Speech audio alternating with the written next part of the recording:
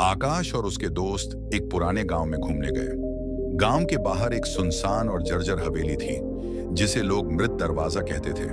गांव वालों का कहना था कि हवेली के अंदर एक दरवाजा है, जिसे जिसने भी खोला वह कभी वापस नहीं आया। आकाश, जो रहस्यों को सुलझाने का शौकीन था, इस कहानी को सुनकर उत्साहित हो गया। उसके दोस्तों ने उसे समझाने की कोशिश की, लेकिन वह किसी की सुनने को तैयार नहीं था।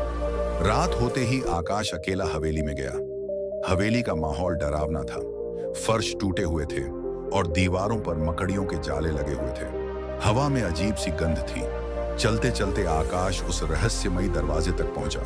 दरवाजा काले पत्थर का बना था और उस पर अजीबोगरीब निशान खुदे हुए थे। आकाश ने दरवाजे को गौर से देखा। उस पर लिखा था, जो इसे खोलेगा वह सच्चाई का सामना करेगा, लेकिन इसकी कीमत चुकानी पड़ेगी।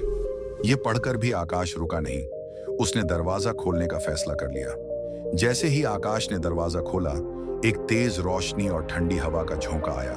वह खुद को एक अजीब सी जगह पर पाया। यह जगह पूरी तरह से वीरान थी। आसमान काला था और दूर दूर तक सिर्फ राख बिखरी हुई थी। तभी उसे किसी के रोने की आवाज सुनाई दी। उसने चारों तरफ देखा तो एक छोटी बच्ची जमीन पर बैठी हुई थी। आकाश ने पूछा, तुम कौन हो और यहाँ क्या कर रही हो? लड़की ने कहा, मैं यहाँ फंस गई हूँ, मुझे बचाओ। आकाश ने लड़की को वहां से बाहर निकालने की कोशिश की, लेकिन तभी उसे एहसास हुआ कि यह कोई साधारण जगह नहीं है। यहाँ की हर चीज एक भ्रम थी। लड़की अचानक गायब हो गई और उसकी जगह एक डरावनी परछाई खड़ी हो गई। वह परछाई बोलने लगी, तुमने दरवाजा क्यों खोला? अब तुम भी इस जगह का हिस्सा बन जाओगे। आकाश ने खुद को संभाला और कहा, मैं यहाँ से बाहर निकलना चाहता हूँ।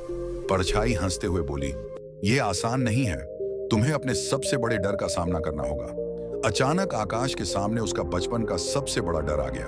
वह अंधेरे से डरता था और पूरी जगह घने अंधकार में डूब गई। उसकी आवाज बंद हो गई और उसे घुटन महसूस होने लगी। आकाश ने अपनी हिम्मत जुटाई और चिल्लाया, मुझे तुमसे डर नहीं लगता, मैं इस डर को हराऊंगा। जैसे ही उसने यह कहा, अंधेरा गायब हो गया और वह खुद को फिर से हवेली के अंदर पाया। दरवाजा बंद हो चुका था।